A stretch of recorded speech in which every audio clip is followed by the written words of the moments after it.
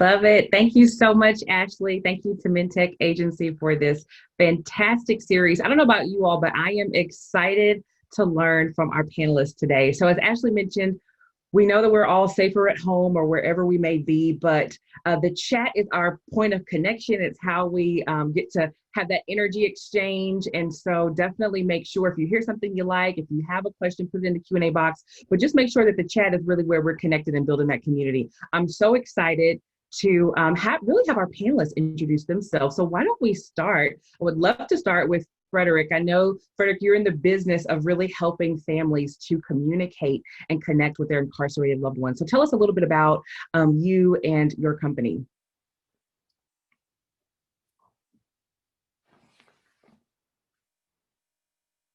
I think he might be starting. And it looks like, audio, it looks like so. Yeah. Okay, no worries. So Shawnee, we'll start with you and then we'll kick it back over to Frederick. Shawnee is the CEO and founder of POSSUP. And one of the things, you all, that I love about POSSUP is that you'll hear in her introduction that they're really helping to really cultivate culture within schools. So Shawnee, tell us a little bit more about you and about the great work that you're doing with POSSUP. Thanks so much, Brittany. And my team knows I've been looking forward to this.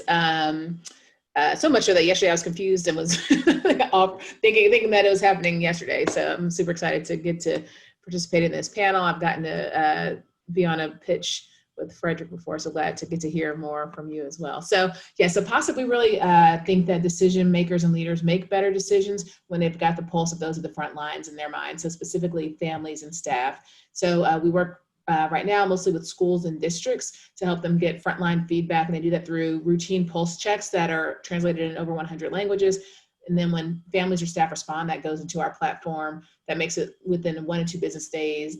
School leaders, district leaders, organizational leaders get a report that has the quantitative trend data, but then also the qualitative feedback. So we just think in this time, particularly where folks have to make decisions very quickly and really complex decisions, that hearing from the folks at the front lines helps them make better decisions. So yeah, glad to be here and based out of Nashville. And I put on my LinkedIn this morning, we're also a customer of MinTech Agency. So glad to get to do this. Awesome. Thank you for sharing, Shawnee. Frederick, how about you? Tell us a little bit more about you and your company. Can you hear me? There we go. Yes. Cool. I founded a company called Pigeonly, and what Pigeonly is in a sentence is a platform that makes it easy for people to search, find, and connect with incarcerated loved ones. They can do so using our consumer-facing products that fit into 3 categories. The first is a telephone service that lowers the cost of expensive prison phone calls by as much as 80%. And then we have our financial services product that creates a Venmo, Cash App, simple user experience to be able to send money and put money on a loved one's either commissary account or phone account.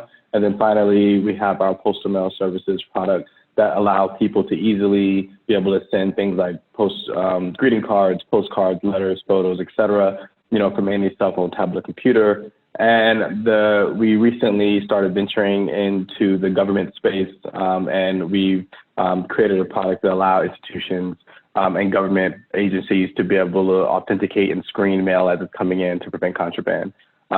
We are a team of 45. We're based in downtown Las Vegas, and we founded a company in 2013. So we've been around, a few years now.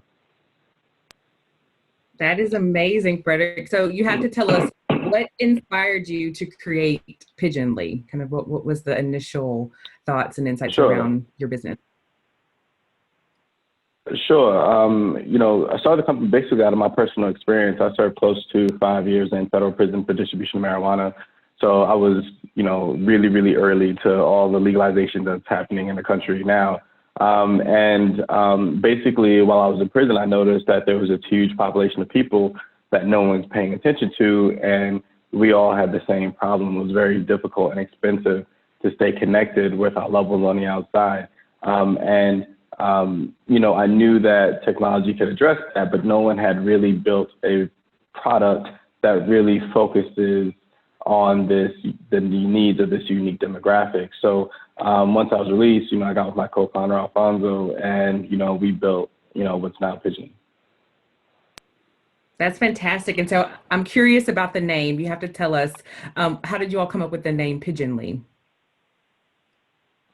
Yeah, it really just started from, carrier pigeons and messenger pigeons, just how pigeons were used in history, early history, to deliver and correspond and communicate. And that's really where the genesis of the name came from. Wonderful, wonderful. So Shani, I know that your business has a unique name as well, Possip. So tell us a little bit about how you arrived to the name and really what was the inspiration around creating Possip. Yeah, so I'm a former teacher and I'm a parent of two school-aged kids. And so Possip is a play on gossip, and then it kind of positive and also parent. And the reality is the human brain is hardwired to gossip. And so it's not necessarily that gossip in itself is a bad thing, but if it's not channeled productively, then it's really not, so useful. So the genesis really came from a dinner table conversation with my husband. My husband is a leader of schools, and he had a small parent issue that was creating a lot of stress.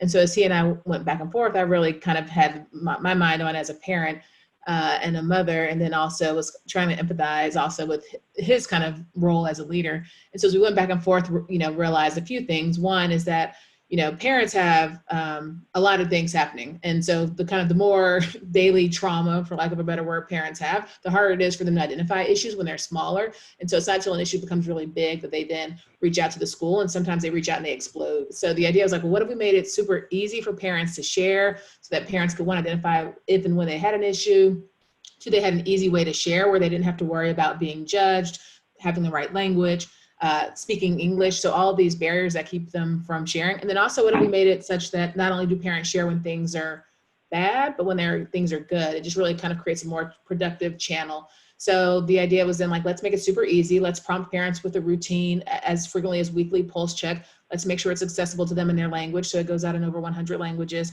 And let's make it simple language. So, a lot of times you feel like, when you're filling out a survey about your child's school experience, you can feel like you're answering like a government kind of text. It's just like super complicated. And the reality is, what do we care about? Like, parents want to know that their child's needs are being met and that they're happy. And so we start with that quantitative question and then really leave it open-ended so that parents can share, again, praise or feedback and make it really super easy and accessible for parents. And the other thing that was really important for us was that it not be another app to download.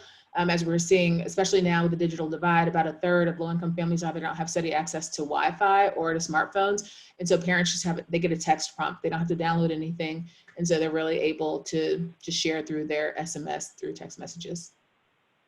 That's wonderful. So tell us, Shani, a little bit about maybe some of the challenges as you were starting Possip. What was that like?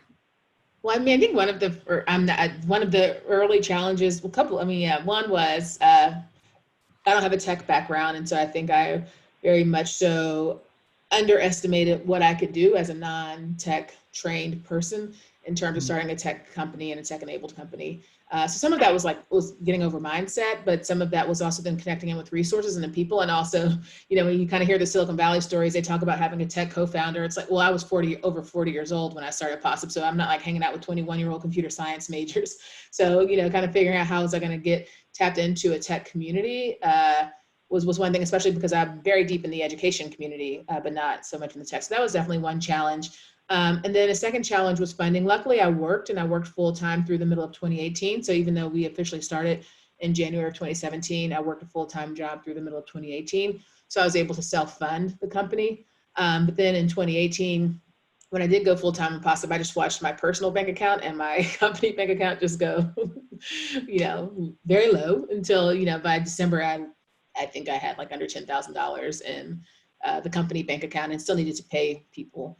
So I'd say, those were two of the early challenges. But one of the things that we did early on, it was we found a tech contractor.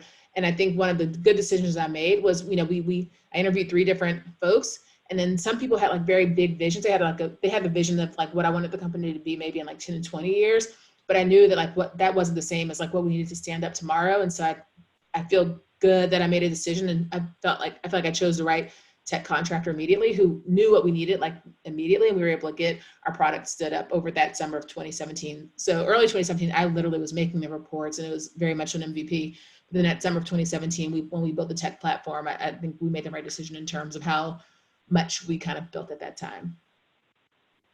That's awesome. That's awesome. What about you, Frederick? What I love about both of you is that you're building a business out of experience that you have in the area. So when you think about Pigeonly, what were some of those kind of early challenges for you? Yeah, I mean, I think she had a lot of them. I think the biggest things is, for me starting out, because I did not come from a background in technology, and I did not really know anything about software development. I really just didn't know what I didn't know. So, starting out, it was just really just trial and error, figuring out, what the next step should be. And, in the early days, we bootstrapped the company as well. And, from small amounts of money from friends and family, I'm talking about $500 here, $1,000 here, that type of thing.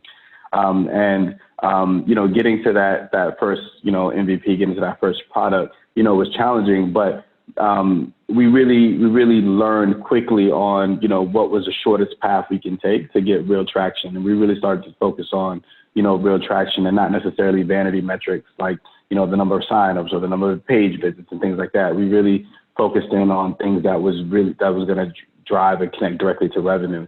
And we didn't do that because we thought that would be good for future investment. We did that just because we needed to survive. So we needed to have a very direct path to revenue and a very clear path to revenue.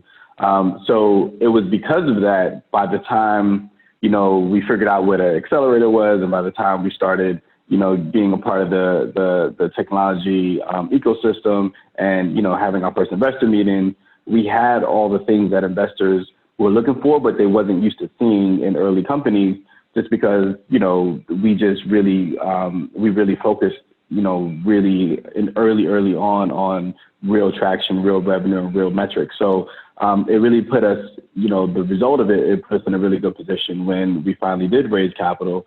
But in the early days, it was really just about, what are the minimum amount of steps that we need to take to be able to, acquire a customer, to get that customer to purchase, and then to keep that customer happy so they come back and purchase again. And that's really what we focus on.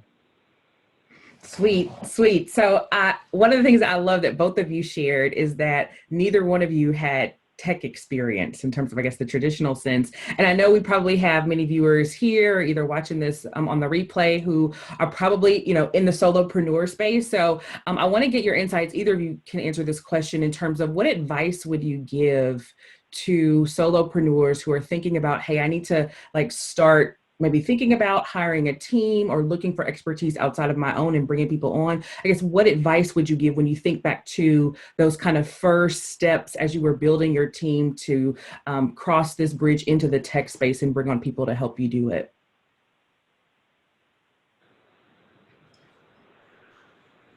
Well, go ahead. I can start. I think the biggest thing for me, the key to success for me is getting real clarity on what you're trying to build and whether it's useful for people or not. I think folks spend a lot of time building a tech product and then they go out and show it to customers, and that's too late. So I'm a big believer in the power of the MVP. And when I tell people MVP, I tell them something that you yourself could create. So I don't have a tech background. I could figure out how to get a texting platform. I knew how to use SurveyMonkey. And so that was what I put together, because I was just trying to test the idea, will parents share? Will this be valuable for schools? What does school pay for it? And so I needed to be able to answer those questions, and I wanted to find the cheapest path to answer that question. And so that really allowed me to then be able to create a mock-up of what I wanted the report to look like, because I was manually creating the report. Now, if I talk tech language now, that's a wireframe, but I didn't know that was a wireframe. I just knew this is what I want the report to look like, and I haven't spent a bunch of money to get to that place. Where I see a lot of people, I think, they basically do a couple of things. They kind of get out over their skis because they try to conceptualize this tech solution. They don't have a tech background. Therefore, it's kind of I find technology is a lot like building a house. And so it's you're hiring contractors and subcontractors, and they all have more knowledge about the stuff than you do. And so the more kind of outside of your kind of lane you get, the more likely you're going to get taken advantage of. And so I feel if you can kind of keep your lane pretty narrow at first and such that you can do it, then it's a lot easier to communicate to the person who you hire, here's what I'm trying to do. What does that cost?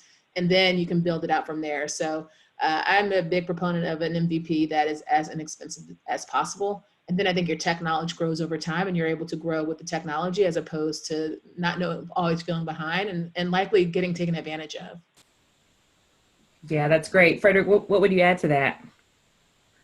No, I think that hit it right on the head. I mean, I think in addition to that, it's really important to really take time to have a clear definition of what you're actually trying to do, because it can just balloon, out of control really, really quickly.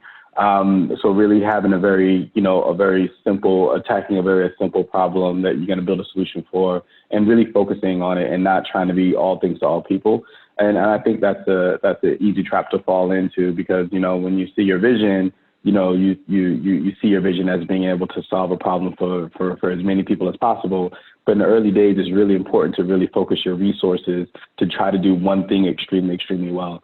And I think when you do that, you set yourself up to be, very successful by focusing on that. And I think the second part is, once you are able to get a team together, when you are building that initial team, it's really important to make sure that the people you're hiring are not only have this expertise, but also a good culture fit.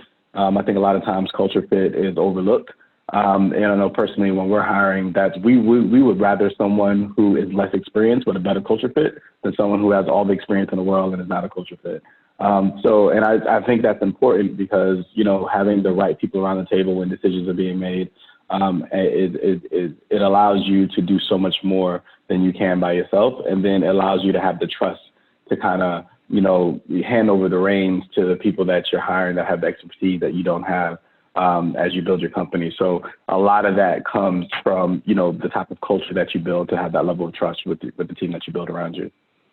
That's great. And I would also add, just to the point about not being all things to all people, just like know where you need to be really good and effective. So, for example, on the front end or on the back end, my husband always jokes, like, look at, Amazon and Google's interfaces are still not great. Like, but they, they're solving for something different.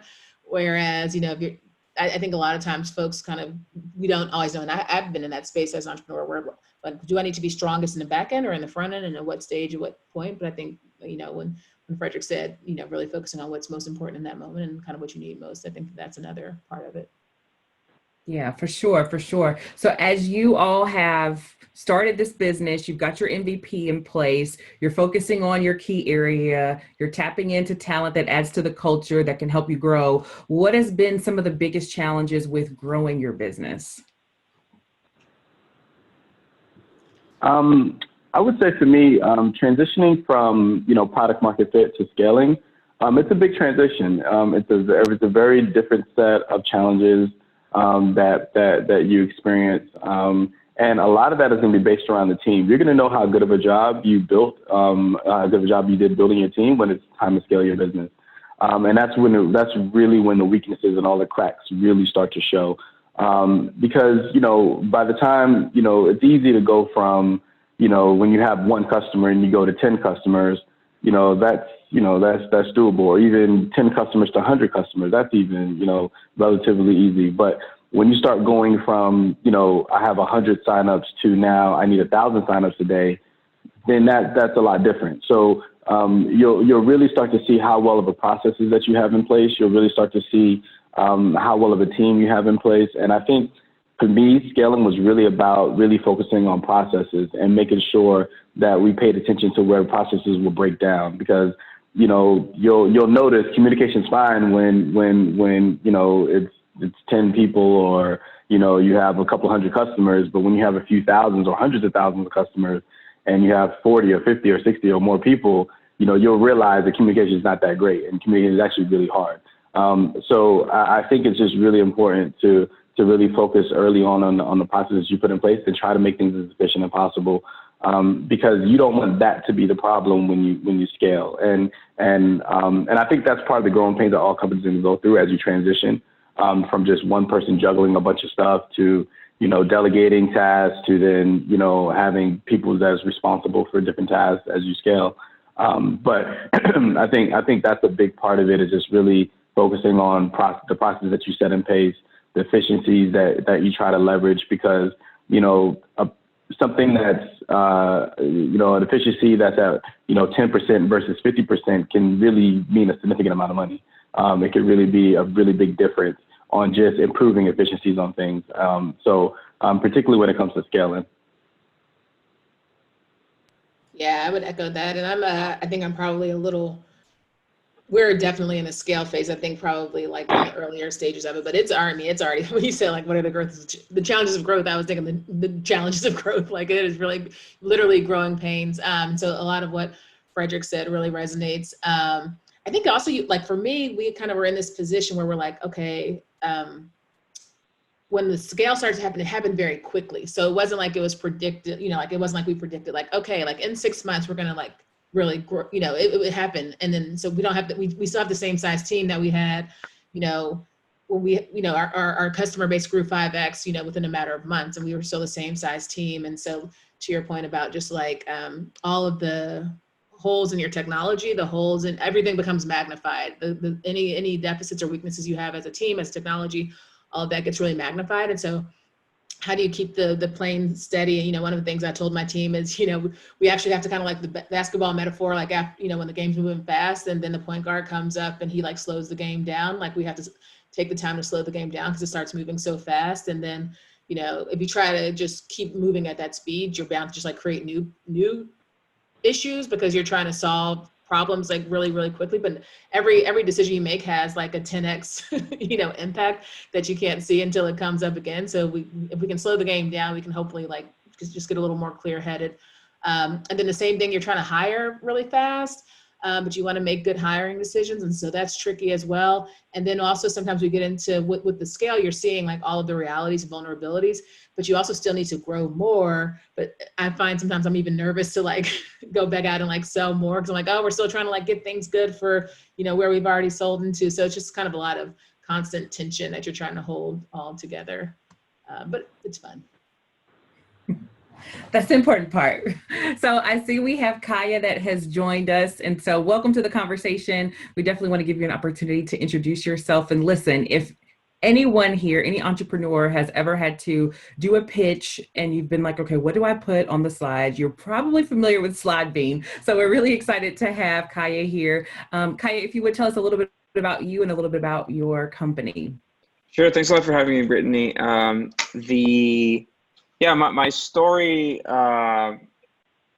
is that I'm originally Costa Rican and I started another company and I had this crash course into not only into startups, but into the startup ecosystem as I moved to the US with this first company. And that company went out of business, but taught me a lot and of course decided to start another company and this time we did a little bit better. So SlideBean is a web-based presentation platform, and at least that's how we started. Originally, we thought ourselves as direct competitors to PowerPoint, but as we evolved, as our content marketing evolved, as our product and our understanding of our ideal audience, we realized that we were really a platform for pitch decks. So we SlideBean started evolving from just being a pitch deck platform to offering startups a bunch of tools to help them in their fundraising process, from an investor finder to financial model templates and legal doc templates and all that sort of thing.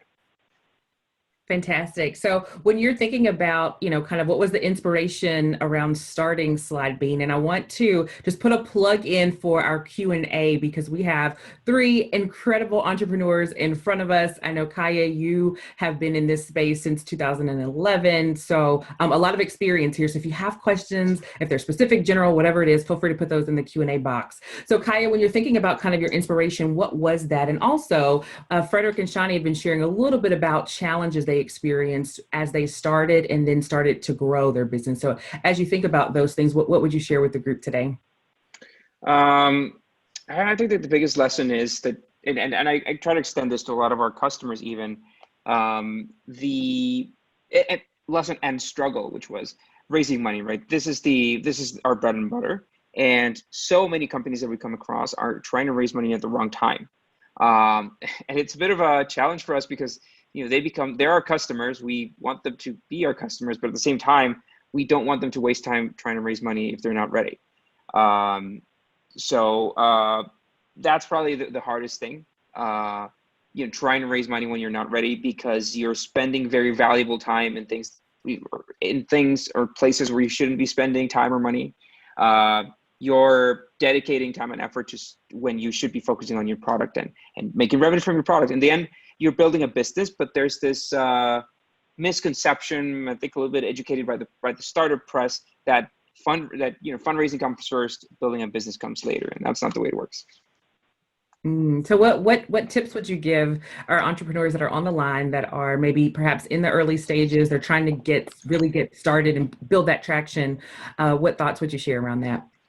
Yeah, just an understanding that the absolute minority of companies are able to raise venture capital.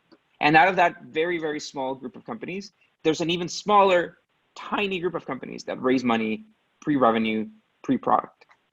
It's really a handful. And you read about them, and you still read about the $1 million round and a company that you had never heard about. But in reality, that's the absolute extreme exception. And we all think that we're the exception, and we all think that we can be that, but that's not really the case. In the end, most of the companies that you hear about, that you know, that you use, that you install on your phone, these are companies where the founders bootstrap their way to their first few customers, to their first product. They have a team that could build that product. They have a team that could get the company to the first few $1,000s of revenue. And when they proved that this was something people wanted, that's when they went and pursued money. So, not quitting your day job, bootstrapping, not assuming that you're going to raise money, making sure that you have the right people next to you, and convincing those people, not because you can give them a salary, but because they believe in your product as much as you do, and they're willing to put in the time. Yeah, that's great advice. Thank you for sharing that. So we've talked a lot this first part about some of the challenges, kind of how you got started. Let's shift a little bit in terms of what has been the most rewarding aspect of either starting your business or growing it. Frederick, why don't we start with you?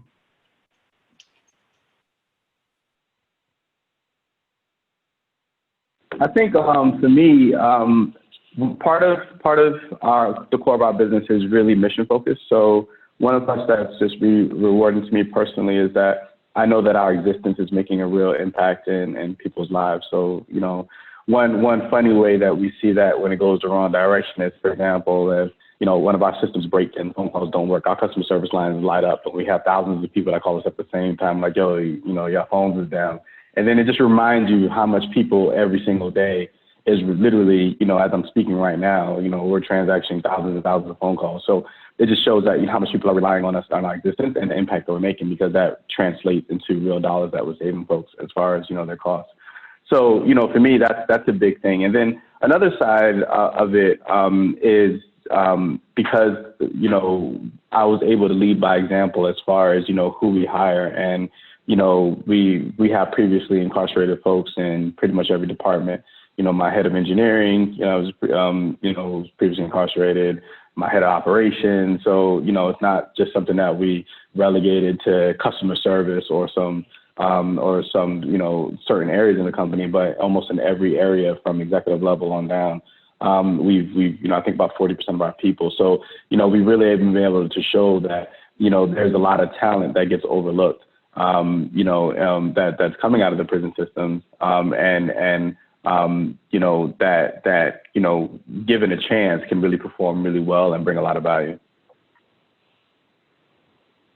That is so inspiring. Thank you for sharing that. Shani, what about you? What's been the most rewarding aspect of starting and growing Possip? Yeah, I think especially at this time is just, we get the benefit of literally every week reading what's on the hearts and minds of families and staff, especially during this time where, just daily life can be a struggle, and for parents who are trying to both work and make sure their child's learning and growing, just seeing the impact that what they're sharing has on that they're sharing and they have a space to share. And our response rates are actually even higher for our Spanish speaking parents, I think, because they, often don't have a place where they can share within the school and feel like they can do so within their language.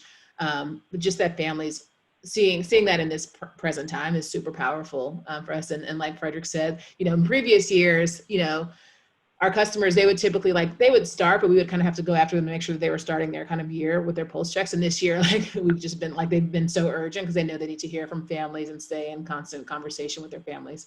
And then on the hiring side, something that's been really personally I was just sharing with one of my colleagues, how it works, parents share their feedback through text. It goes into our platform, and then we have reporters who help organize it and pull out trends or immediate needs. And so in the hiring side, one of the things that's been really powerful is we wanted it to always be a place where people who either needed additional income, so for example, teachers and educators, and then also people who've had to exit the workforce and need to get, and now we're looking to get back in if they have a place to do so. So I was, we have a new team member who her father is terminally ill. And so she is a caregiver for her terminally ill father. So she can't have like a typical job, but she's able to work with us. And so she's incredibly helpful for us, but then she also feels like she's able to have an impact and make, good money. And so that kind of the hiring side of it also can be really high impact and has been really rewarding for us. Or we have another woman who's, her kids are now grown. She's over 50. She had a career before, but she stopped out for about 15 years while she raised her kids. And so to be able to re-enter the workforce through working with us is really rewarding for us as well. I love that. I've heard an entrepreneur talk about hiring from the perspective of not just hiring a person, but hiring that entire family. So both of you make great points in terms of really being intentional around team building. Kaya, what about you? What's been the most rewarding aspect when you think about just the breadth and depth of growing and starting companies, including Slide Bean? And it looks like you're on mute. Sorry. There we go. So one of my favorite aspects has been it relates to people once again, and like Shani and Frederick said, I like to think that people that work with me, and that no longer work with me for whatever reason, go out and like I like to think that I'm in a capacity to kind of be a pivotal boss in their professional lives that kind of teaches them, a new way to do things or a new way to be more productive or that discovers a new skill for them.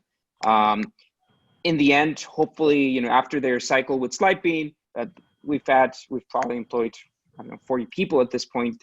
I want to think that people that finish the Slide Bean the cycle at Slide Bean, go out and get better jobs than they could have ever gotten if they wouldn't have been with us. Like that's my dream. I don't want to take credit for it. I secretly take credit for it for myself, but I wish that a few years down the line they remember their experience with me and with us as as something that really pushed their careers forward. That's to me the ideal, and it's probably the most rewarding part of it all. Sure. So we have a few more questions here before we open it up for Q&A. So feel free to put your questions in the Q&A box if you have them. We want to make sure that we get to your questions. So quick question for the panelists. I'm curious, so a bit more personal question. So when you think about entrepreneurship and kind of getting started, what were some of the maybe personal shifts that you've had to make, or maybe personal challenges in terms of how you approached leading a business versus maybe working at one? And if you could give that answer in 3 words, what would you say has been most critical for you in terms of your personal development? I'm happy to start. Mine would be time management. So I'm going to throw it over to Shani. What would you say in 3 words has been a main focus for you? Constant learning. Love that. How about you, Kaya? I would say, Frederick, yep. I would say emotional intelligence. Big one. I don't want to copy emotional intelligence, but I think it's probably stability, like understanding what instability being an entrepreneur becomes, and sort of learning to cope with that. Yeah, great takeaway. So of course we have many founders of color on the line. So if you're thinking about, founders of color in tech entrepreneurship, what advice would you give to founders of color in tech? Kaya, we'll start with you.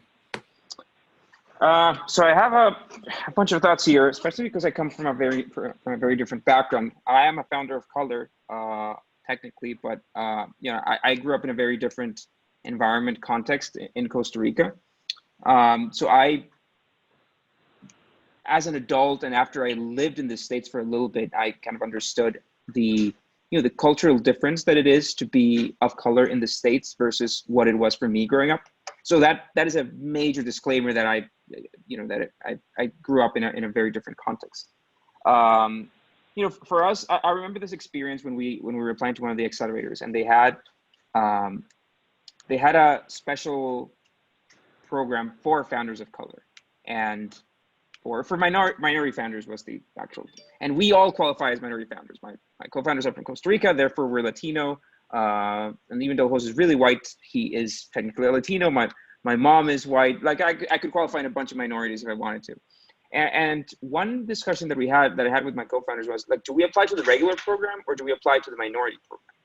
And kind of like our thinking then was like, why should there? I understand why there's a difference. I understand why we need to sort of give minorities an advantage or give minorities an extra opportunity, because they've, socially, and it took me a while to understand this, how they've been crippled in society to achieve these things. But for us, the thinking was, we need to be the best, period. We don't need to be the best of the minorities. We need to be the best, period. So let's be ambitious and apply to the regular. Like we didn't feel that we needed special treatment.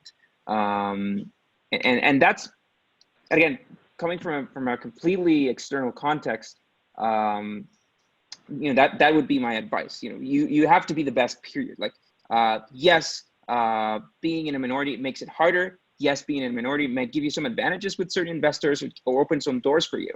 But the point is, your company needs to be the best. People won't look at the color of your skin when they purchase your product. Your product needs to be the best. That's just the thing. Frederick, what are your thoughts on that? What advice would you give tech entrepreneurs? Yeah, I mean, I would say, you have to understand, what you're getting into, and raising capital. First of all, like Corey said, raising capital is a very small group of people that actually raise VC funding. So, to get through that process,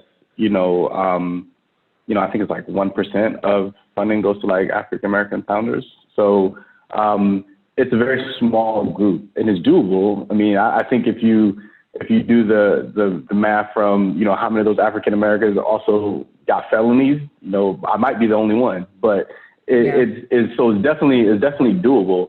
But I would say my advice on how to do it, I don't actually think I'm special in that regard, nor do I think that anyone else can't do what I do. I think really what it is I took the same thing that would count against me and I used that for the reason why I was the person to bet on. So it was because of my experience is why I was the right person to fix this problem, because I had a very deep and intimate understanding of it, which means I was going to have a high probability of success. So I use the same thing that would count against me as a reason on why I was the best person to do this. So I think really harnessing the fact that when you come from unique and diverse backgrounds, you're going to have a unique and diverse outlook on the problems and the solutions that you create, the problems that you solve and the solutions that you create to solve them. So I think leveraging that and harnessing that and really standing on that is really, the advice that I would give to anyone that comes from a minority background that's going to get into the technology space. It's because you come from a unique and diverse background is why you're going to have your approach to solve whatever problem you're solving is going to be unique as well. So I think standing on that and really really pushing that, I think it takes you a long way. Yeah, I think that's fantastic advice. So harness your uniqueness, but then also, as Kaya shared, be the best regardless of your difference. So Shani, what would you add to that? Yeah, and I think one of the first one I'm going to say is a little bit selfish, and it's think bigger. And part of why it's selfish is because I know a lot of us want to just kind of solve a problem, and we're very happy to stay niche, and that's good. And at the same time, we need more people who are thinking bigger and who are building really big companies. And so I really, and I think particularly as people of color, as a Black woman, I'm not necessarily, I didn't just kind of come here with like big thoughts. So my big thoughts, what I thought was big was actually small. And it wasn't until I was talking to a white man who had just sold his company for $500 million, when he asked me some questions that I realized like, oh, I was not even thinking at that scale. And I have to constantly push myself to think at a bigger scale. And so that's why, to the kind of earlier part of the conversation, start small, start in kind of your lane, but then just like be willing to keep growing and to take that risk. And it's not easy. Like I said, I still don't think I can even conceive of, the future that's possible, but keep pushing yourself to think bigger. So that's one thing. And the second is to the fundraising conversation, all that point, really just focus on revenue and customers. There are so many biases out there, particularly with fundraising, and you actually do have a little less control over that. But what you do have control over is your ability to get out there and build a product and get revenue and sell and serve your customers' needs. And so really focus on that, and that'll open up a lot more doors and pathways. Fundraising is really important, and it helps enable a lot of things. At the same time, it can be pretty a passive act if you're kind of like waiting for someone else to believe in your idea for you to make your idea happen. And so I think that's really important, is to focus on revenue and customers. And the third thing that, it came and now it's leaving. It might come back to me later. Yeah, totally. We've got one more question left, so we have some time. So I see in the chat, so Letitia is saying, standing on your unique experience, your approach will always be unique and valuable. She loved that comment. Angela says, all good, diverse points of view with diverse experiences, very inspiring. Thank you all so much for sharing in the chat. So last question here, and then we want to make sure that we answer. I know we have a couple questions in the chat, and if anyone has any additional questions, feel free to put those in the Q&A box. So as you all are thinking about kind of the two pandemics, if you will, that are happening right now, both COVID and then also many of the racial injustices, how have these two things impacted you personally and also maybe perhaps your business? And why don't we start with Frederick? I see you're off mute. Sure. So from a business perspective, it hasn't really impacted my business much. I think the biggest impact has been really, I think probably that has happened for all businesses, where the transition from working from home, making sure, the team is really set up and equipped and processes in place for that. I think that was a transitioning point for us to kind of get used to. That was the big one. And then outside of that, the different vendors and other people that you may work with, as they're shifting their processes, things, that supply chain might get interrupted a little bit. So it was some of that stuff that we were dealing with, more logistical issues, but we really didn't have much issues as far as on the consumer side or the customer side, or product side, didn't really have much issues there. As far as on a personal level with just the racial injustices and all the things that are going on, one of the things that just working in my business has allowed me to do, it has allowed me to be a part of the conversation and be in different rooms, particularly in rooms when policy is getting created. And just over these past few months, I just saw the importance of really making sure that even if it's just you and you're a single person, don't underestimate the influence that you could have by just speaking up when you see something that doesn't make sense. I'll give an example. So, right in March or whenever that first CARES Act was passed, one of the rules in the CARES Act when it came to the PPP or the Paycheck Protection Program loans is that if you had been out of prison within the last 5 years, you could not get access to the funds. So, there's a lot of ways that doesn't make sense. But, if I had been out of prison for 3-4 years and I had started a business, let's say I started a barbershop and my barbershop was forced to close down because of the pandemic, why should I not be able to get any access to these funds when the barbershop across the street that did not go to jail for whatever reason, why they got access to the funds, right? So it's because of the work that, we've been doing just in my day-to-day business, where I was able to reach out to different members of Congress and say, yo, this doesn't make sense. And what I was surprised to see is that, when I brought it to their attention, their response, and these are the same people who passed the laws, they was like, oh, I didn't know that was in there. And it's something that simple. And we make the assumptions a lot of time that there's a lot of thought and people are really thinking about how the decisions they make is going to impact, us as a whole. And it's really just not the case. And, it just really took someone bringing it to their attention. Their response was, oh, I didn't know that was in there. I'm going to bring this up on the next hearing. And the rule ended up getting removed. So I think it just showed me the importance of just making sure that even though, things may, particularly when it comes to government, particularly when it comes to policy, things can feel huge. It can feel like a huge machine that you really can't influence. But it really just starts on a really personal people level. And I think, making sure that we do take steps to be a part of that process whenever we have the ability to be a part of that process is really important, and it really can have significant impact. It may not have impact right now, but it may pop up later. Just like, I was in DC maybe 2 years ago when we were doing things in Congress, and I hadn't talked to these folks in 2 years, but when it came time, I knew who to reach out to address an issue, and it was beneficial, not for me because the rule didn't affect me at all because I had already been out 7 years, but I don't know how many other people that it may have affected that now have access to these funds that previously did not. So I just think it's just really important. I think we all have a responsibility to be a part of the process whenever we have the opportunity to be a part of it. Yeah, that's huge. That's huge. And I think I'm just sitting here reflecting on the work I get to do in the D&I space. And it's so true. Like the awareness is really what helps people get to the action. And oftentimes people just don't know. So given that grace and then using your voice, it's powerful. You can see some amazing things happen when you put those two together. Shani, what about you? COVID, racial injustices, how has this impacted POSSIP? Well, I'd say personally, I'm home with my kids who are in school. So that's definitely, actually all of us. So that's definitely different. I think it was just what was interesting around when school closures first started, it was very vocal that schools needed to reopen. And the people who were most vocal about schools needing to reopen were affluent white people. But what they were saying, why schools needed to reopen, was they were saying, well, people who don't have access to education, they need schools to be open. So they were saying it was for people who, lower income communities or Black people or Latino folks. But the reality is, and we got to be part of some of these pulse checks and surveys to families to say, hey, are you comfortable returning to school? What we found was actually folks of color and lower income community folks were less comfortable returning to school, partially because they see the healthcare disparities in action, where we are hospitalized at over 3 times the rate as white people.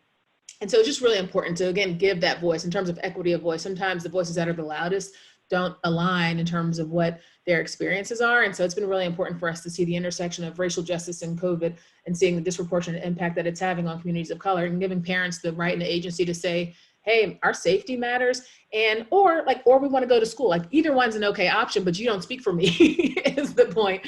And so I just think that for us, the opportunity to really help families have that voice and have that way to share that, and to not just be buried in the numbers or buried in the loudest voices, has been really important. And we've grown quite a bit. So I think, one of the things that came out of the spring in particular was, I think parents and families came to really appreciate the power of teachers and how essential teachers are. And then I think schools got to really see how essential families and parents are. Sometimes I think schools have gotten into a habit or routine where we think we kind of extract kids from their families, but the reality is you see now how connected kids are to their families. And so it helped elevate the importance of families to the school partnership, which is from a business perspective also helped us grow as well. So, yeah. So I really don't have a lot to add here. Our experience with COVID was a couple of weird months in terms of traffic. Certainly, it pushed us to prepare for the worst. To understand what would the company need to do to survive if COVID truly affected our revenue. But it ended up the affectation was small, and we recovered pretty fast, luckily, and we feel very blessed about that. I think myself and the rest of the team as well. In the months after, we've seen a bit of a boom in startups, entrepreneurship, people trying to start businesses, people coming up with new ideas to either that are either related directly to the pandemic, or that maybe the pandemic was sort of like the last drop that that got them to start their own companies. In regards to the whole racial issue, to me it's been a bit of an overwhelming realization, this reality that I was not aware of. I am a foreigner. I've spent most of the pandemic outside of the US in my home of Costa Rica, and Yeah, and I look at the U.S. from this external perspective, and the most scary, worrying, disappointing part of it all is that, you know, I grew up in Latin America. Living in the U.S. has been the American dream for most of the people around me, right? Not illegal immigration, but, you know, finding a job in the U.S., going to live in a first world country, yes. And suddenly there's this whole reality to that I was not aware of, and it's changed my perspective very drastically. But it's probably, but I like, once again, and for the last time, hopefully, you know, I'm external to this. I come to this with an external view, and I wish that, you know, as I get more involved with the community, as I have a bigger and louder voice that a lot of people pay attention to, that I can make a difference as well. Awesome. Thank you all so much for sharing. We've got 3 questions, it looks like, from our audience. And so why don't we just have one of you each answer each of the questions. So I'll start with Frederick here. So we had a question come in. How do you go about honing in on who your target customers are and deciding the best product and features to build for them?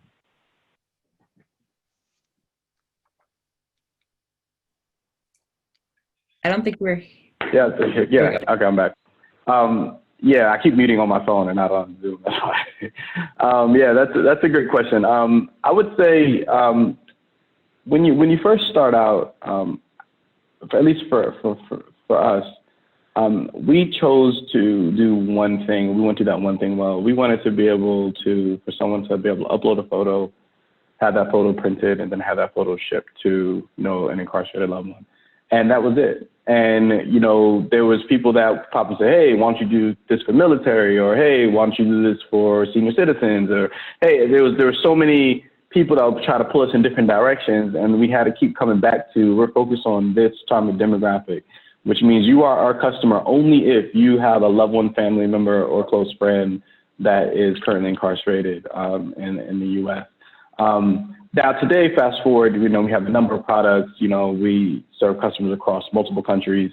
But in the early days, it was very, very, very focused. We did one thing very well. That one thing brought us to our first $1 million in VC funding, right? So I think that's how we did it, is that we just focused and we resisted the urge to try to be all things to all people, because you'll find even the most well-intentioned folks around you will just see how big your product can be and all the lives it can change and all the people it can touch. But you always have to be able to have the discipline to bring that back down to focus and do that one thing extremely well. And then really allows you to focus your resources too. And that's another big part of it is, you know, in the early phases, particularly if you're bootstrapping, you really have to focus your resources, and you can't afford to try to boil the ocean. So, you know, and a lot of times, sometimes it may feel like the market's not big enough and all that. And you do, there's some thought that needs to go into market size and all that when you start, to just make sure that there's room, you know, as you grow. But in the early days, I would focus less on that and just focus really on a very a niche demographic, a niche customer that you feel like you can serve reasonably well. Because the reality is, as you build your company over the years, so much is going to change and so much is going to adjust, and you may not end up nowhere near where you started. But I think it's really important just to get started and let that natural progress just happen.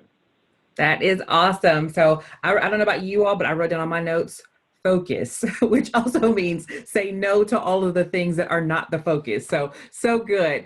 Kaya, let's take it to you with the second question. And if we could do these answers in about 30 seconds, because I know we're getting close on time here. So how do you know when it's time to raise money, or maybe when you're not ready?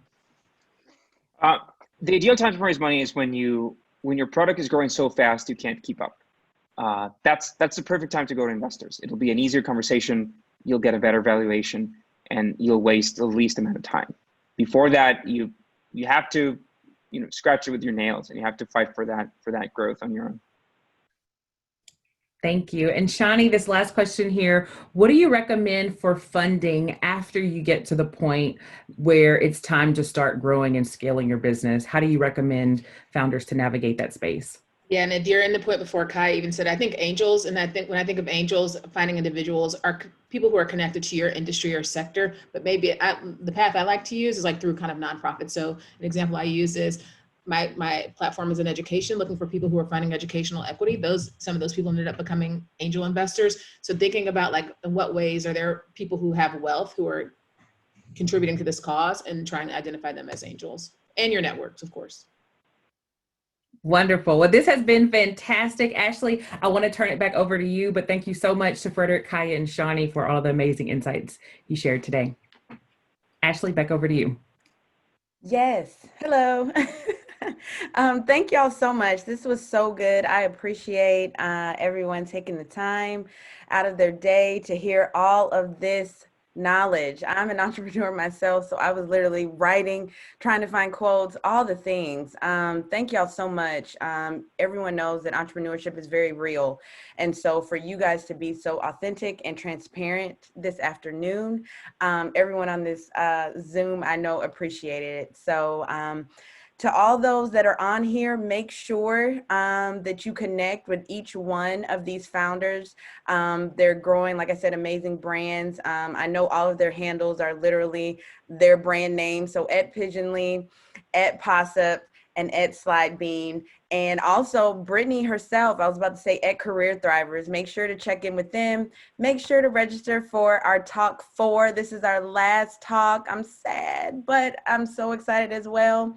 We're going to be talking all things digital nomad life. And so as we're working from home and as we're trying to figure out what this new normal looks like, we have some amazing people in tech who are working all across this country and internationally. And so they'll be talking. So make sure to register. And as always, have a great rest of your afternoon. And yeah, let's just continue to win, everyone. Thank you guys again.